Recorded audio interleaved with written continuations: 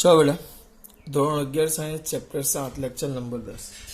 કાલે મેં તમને છેલ્લે અનિયમિત આકારના પદાર્થની વાત કરેલી. અનિયમિત આકારનો પદાર્થ તો એનું દ્રવ્યમાન કેન્દ્ર કેવી રીતે શોધવાનું? હા, પેલો નિયમિત આકાર હોય તો ડાયરેક્ટ શોધી શકાય. આપણે કયા પદાર્થની વાત કરીએ છીએ? અનિયમિત આકારના ઘન પદાર્થ દ્રવ્યમાન કેન્દ્ર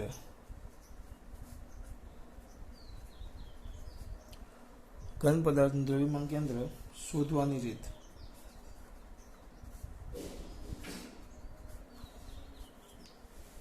દ્રવ્યમાન કેન્દ્ર શું કરવાની રીત બેટા? શોધવાની રીત. તો શું આવે આ શોધવાની રીતમાં?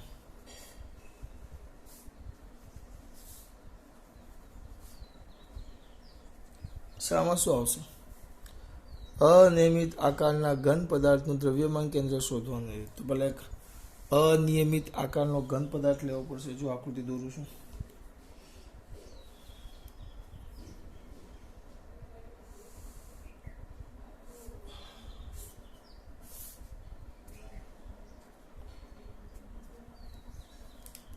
આ યામ લીધા છે. એક્સ યામ, યામ અક્ષનું ઉગમ બિંદુ, વાય યામ અને આ ઝેડ યામ. તમારો પદાર્થ આમ છે.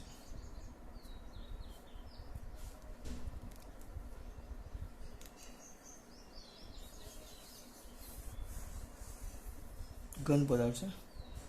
આમ એટલે દોરું કે 3D જેવું લાગે તમને. 3D હવે આમ 3D 2Dમાં 3D દોરવું અઘરું છે, પણ આપણે આમ પ્રયત્ન કરીએ છીએ. આમ ઘન પદાર્થ છે, આખો મોટો, બરાબર. આયરો તો કોઈ પણ ઘન પદાર્થ અસંખ્ય સૂક્ષ્મ કણોનો બનેલો હોય. દાખલા તરીકે એક લઈ લેવું. અહીંયા થોડાક લેવા પડશે આપણે. આ રીતે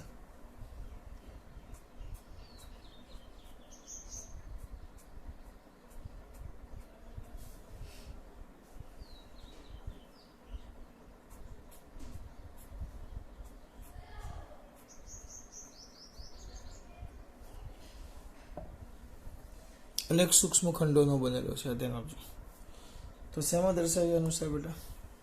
આકૃતિમાં. તો શું લખશું કે પહેલા તો આકૃતિમાં દર્શાવ્યા મુજબ એક અનિયમિત આકારનો. આવા બહુ બધા છે, પણ પહેલા આપણે થોડુંક લખી નાખીએ. એક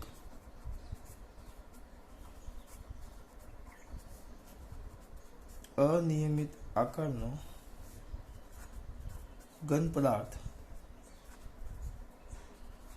ધ્યાનમાં લો. લીધો. આ ઘન પદાર્થ અનેક સૂક્ષ્મ કણોનો બનેલો છે. આ ઘન પદાર્થ અનેક સૂક્ષ્મ કણોનો બનેલો છે. આ સૂક્ષ્મ કણો મેં લખ્યા, તો આ સૂક્ષ્મ કણોમાં અણુ પણ હોઈ શકે, પરમાણુ પણ હોઈ શકે અને આયન પણ હોઈ શકે. હવે અણુ પરમાણુ રાખો. એમાં અણુ પરમાણુ કોઈ પણ વસ્તુ હોઈ શકે, અણુ કે પરમાણુ, બરાબર. અનિયમિત આકારનો ઘન પદાર્થ તે અનેક સૂક્ષ્મ કણોનો બનેલો છે, બરાબર. અને આ કણો સમગ્ર પદાર્થમાં સતત રીતે શું થયેલા છે? વહેંચાયેલા છે. બધે જ છે. અમુક ભાગની નક્કર પદાર્થ છે. ઘન પદાર્થ કીધો છે, પોલો પદાર્થ નથી કીધો આપણે. તો આ કણો ઘન પદાર્થમાં સતત રીતે વિતરિત થયેલા છે.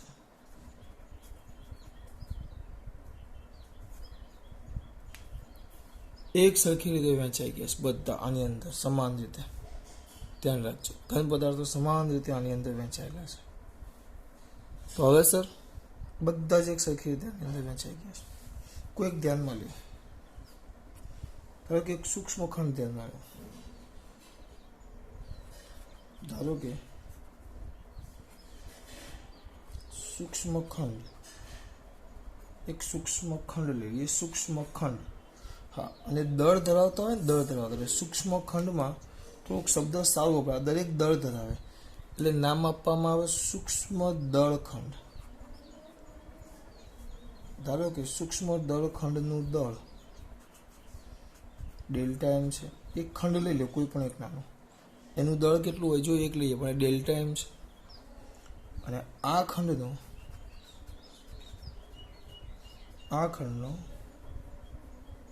ઓને અનુલક્ષે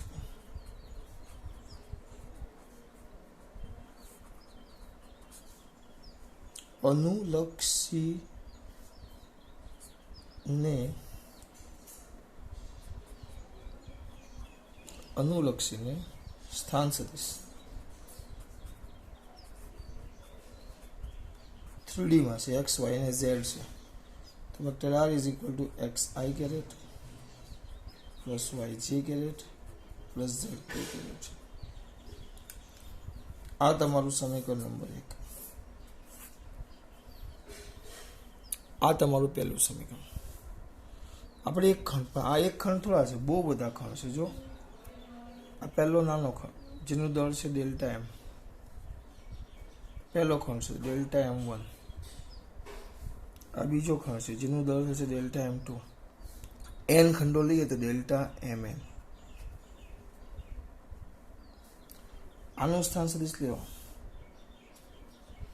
તો એ થશે વેક્ટર r1. આનો સ્થાન સદિશ લેશો તો એ થશે વેક્ટર r2. અને આનો સ્થાન સદિશ લેશો એ થશે વેક્ટર rn. બધાના સ્થાન સદિશ, દરેકના સ્થાન સદિશ લેવા. જોજો આગળ જઈએ, એ જ વસ્તુ આગળ તપાવતા જવાનું છે. આપણે કેટલા ખંડો લીધા બેટા? n. લખશું કે આપણો જે ઘન પદાર્થ છે, ઘન પદાર્થ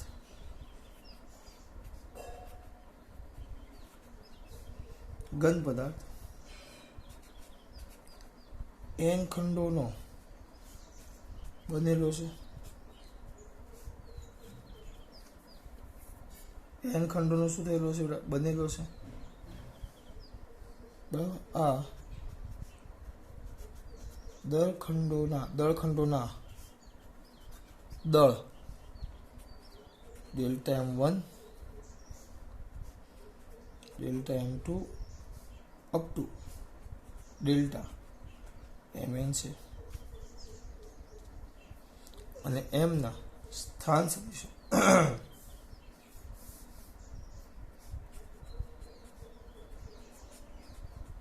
આ દળખંડોના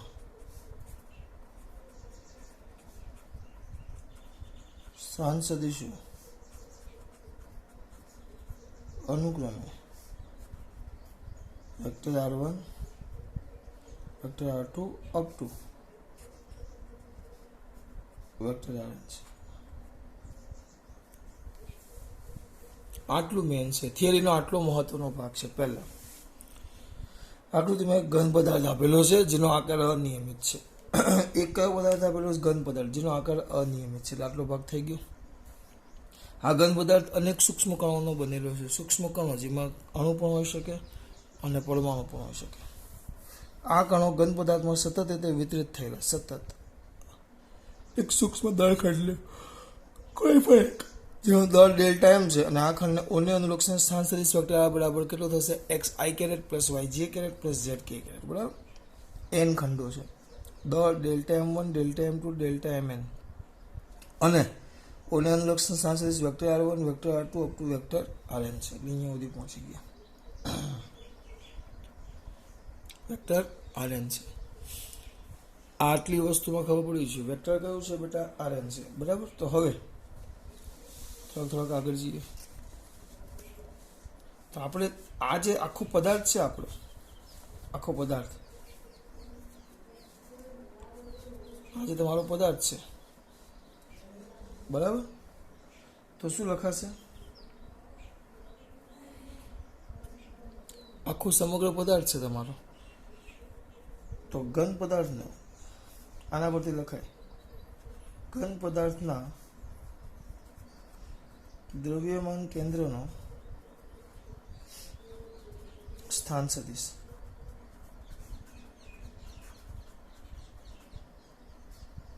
શું સ્થાન સદિશ એટલે આપણે લખીએ વેક્ટર RCM લખો, અથવા એ લોકોને કેપિટલ R કીધું છે.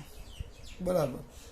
RCM બરાબર આપણે શું લખતા યાદ આવવું જોઈએ? Delta M1R1 plus M2R2 plus up to plus MnRn છેદમાં બધા દળોનો સરવાળો.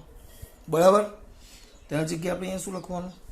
ડેલ્ટા છે, તો delta M1 vector R1 plus delta M2 vector R2 plus up to plus delta Mn vector Rn છેદમાં બધાનું દળ delta M1 plus delta M2 plus up to plus delta Mn RCM.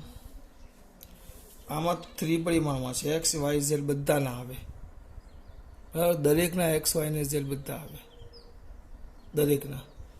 તો direct જ તમે લખી શકો. તો આના પરથી દ્રવ્યમાન કેન્દ્રના યામો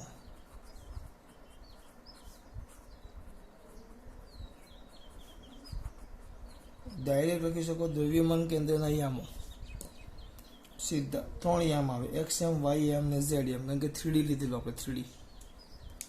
તમે XM લખો તો એ લોકો ખાલી X આપ્યો અથવા XCM લખાય. તો ઇઝ ઇક્વલ ટુ, જો શું કરું જો ધ્યાન આપજો, તો શું કરું શું ધ્યાન આપજો.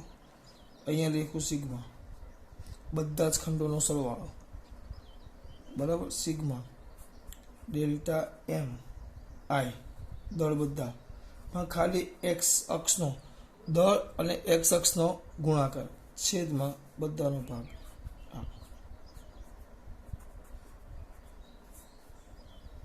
આ રીતે YM લખવાની તમને ઈચ્છા થાય તો સિગ્મા ડેલ્ટા M y ના જી y, તો ડેલ્ટા MI YI છેદમાં સિગ્મા ડેલ્ટા MI અને Z sigma delta MI ZI છેદમાં સિગ્મા ડેલ્ટા MI. આ રીતે બધા યામ છે, XM YM ને ZM. કઈલું કંઈ જ નથી. અમુક ટાઈમ તો અહીંયા સુધી ખબર પડી ગઈ, પણ આમાં ખબર ન પડી. આ ડાયરેક્ટ લખ્યું છે દળ, આપણે એવું લખીએ દળ અને ગુણાકાર, પણ મેં XM લીધો તો દળનો ગુણાકાર યામ સાથે, દળનો ગુણાકાર XM સાથે, દળનો ગુણાકાર YM સાથે, દળનો ગુણાકાર ZM સાથે આવ્યું.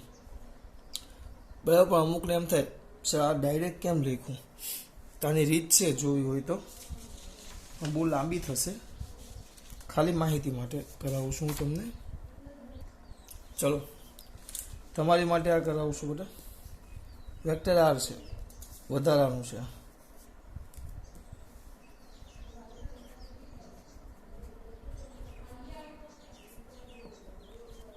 R છે તો આપણે એને XCM કહીએ, XCM YCM વ્યામ સ્વરૂપે લખું છું ZCM. બરાબર. આ બાજુ બહુ વધારે નહીં લખીશ. આ ડેલ્ટા M1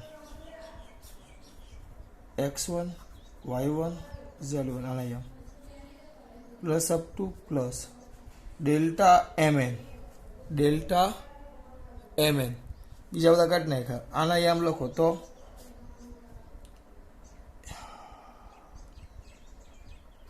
XN YN અને ZN તો ભેગા લખાઈ ગયા. બરાબર. હવે છેદમાં ડેલ્ટા MI, એ તો સિગ્મા જે દળનો સરવાળો છે, તો વ્યવસ્થિત લખવાનું. ખાલી લખી નાખું છું X Y Z. બરાબર. X અક્ષ ભેગા કરી નાખું. X અક્ષ આનો આની સાથે ગુણાકાર, એટલે આમ તમે લીગલી જુઓ તો આને આને તો તેમ થશે. જુઓ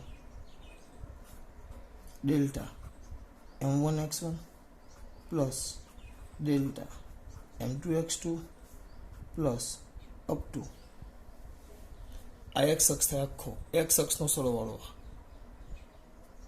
આ એક્સ અક્ષ તમારો ખાલી એક્સ અક્ષ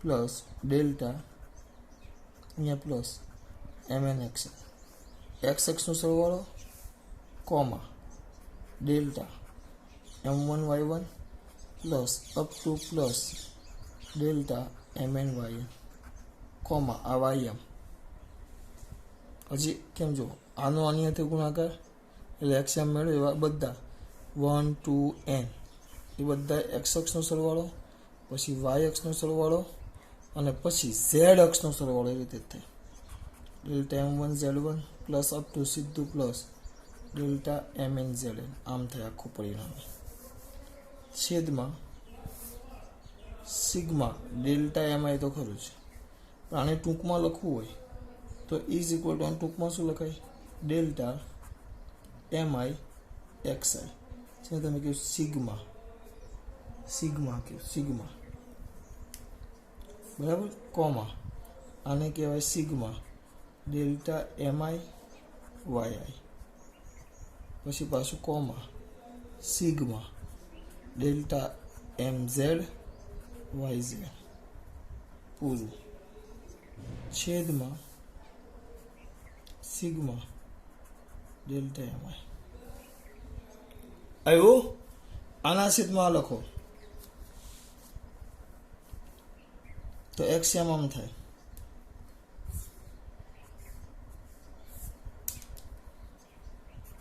sigma delta mi xi sigma sigma delta mi ym sigma delta mi yi sigma delta mi sigma delta mz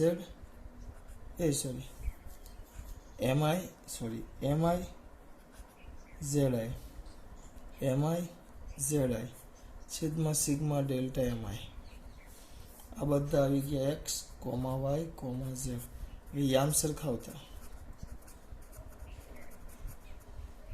x એમ બરાબર આ વાય એમ બરાબર આ અને ઝેડ એમ બરાબર આ ત્રણે ત્રણ યામ મેં તમને સમજાવ્યું છે એટલે આ સૂત્ર આવી ગયું આમાં સાબિત કરવાની કોઈ જરૂર નથી બેટા આ માત્ર તમારી સમજૂતી માટે છે આ સાબિત કરવા જૂની ચોપડીમાં હું કરાવતો અંદર નથી આવી તો આપણે એમાં પડવાની કોઈ જરૂર નથી સીધું આપણે આ તો આવડી ગયું સીધું આ લખી નાખો આવી ગયું આ સીધું હવે સંખ્યા જેમ વધારે લે ખંડોને શું કરતા સૂક્ષ્મ કરતા ખંડોને સૂક્ષ્મ લેતા એટલે કે ખંડોની સંખ્યા વધારતા સૂક્ષ્મ કરો એટલે ખંડોની સંખ્યા વધે તો ખંડોની સંખ્યા વધારતા જે સરવાળો છે સંકલનમાં પરિણમે આ જે સરવાળો છે એ સરવાળો છે એમાં પરિણમે સંકલનમાં ધ્યાન રાખજો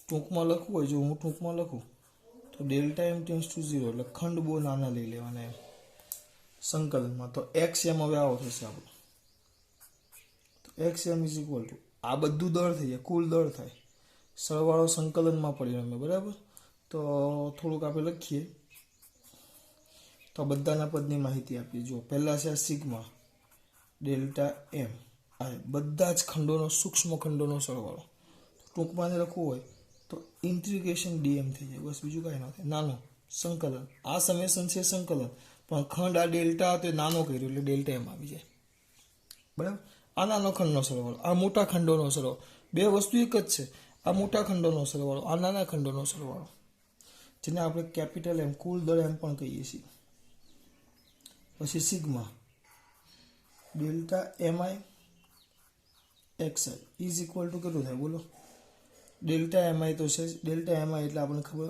હવે સૂક્ષ્મ લઈ લેવાનું તો integration x dm sigma delta MI Y તો ઇન્ટિગ્રેશન વાય ડીએમ સંકલન સિગ્માની જગ્યાએ સંકલન સૂક્ષ્મખંડ અને આ એક સંકલનમાં આવી ગયું. અહીંયા લિમિટ આવે આઈ 0 થી આઈ એમ આઈ બરાબર 1 થી એન એમ અહીંયા લિમિટ આવી જાય. અહીંયા જે આપણે આઈ બરાબર લખીએ ને આપણે અહીંયા લખીએ sigma is equal to 1 to N અહીંયા આવી જાય sigma delta MI Z is equal to integration Z DM આ રીતે થાય. આ વસ્તુ ધ્યાન રાખજો. આ બધી કિંમત ઉપર મૂકશું ને કિંમતો મૂકો આ બધી કિંમતો ઉપર મૂકીએ.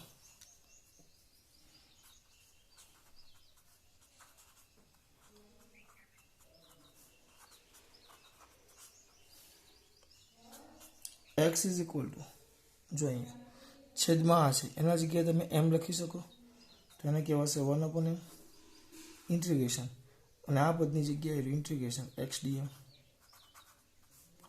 y ઇઝ ઇક્વલ ટુ આ છેદમાં બધામાં આ સિગ્મા ડેલ્ટા mi છે એના જગ્યાએ તમે 1/m લખી શકો ઇન્ટિગ્રેશન y dm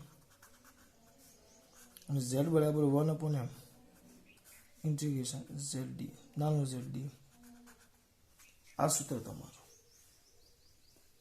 બરાબર. હવે જો દ્રવ્યમાન કેન્દ્ર જો ઘન પદાર્થનું